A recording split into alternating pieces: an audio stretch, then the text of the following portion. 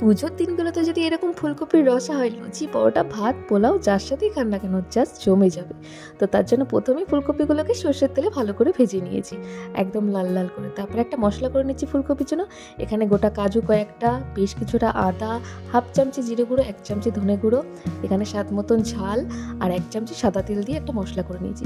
এদিকে কড়াইতে বাকি সর্ষের তেলের মধ্যে গোটা জিরে, গোটা গরম মশলা, তেজপাতা ফোড়নে দিয়ে বাটা মশলাটা দিয়েছি, সাথে 2টো টমেটো কুচি দিয়েছি, কাশ্মীরি লঙ্কার গুঁড়ো দিয়েছি কালারের জন্য, স্বাদ মতন লবণ, হলুদ দিয়ে মশলাটাকে ভালো করে ঢেকে আমি কষিয়ে নিয়েছি।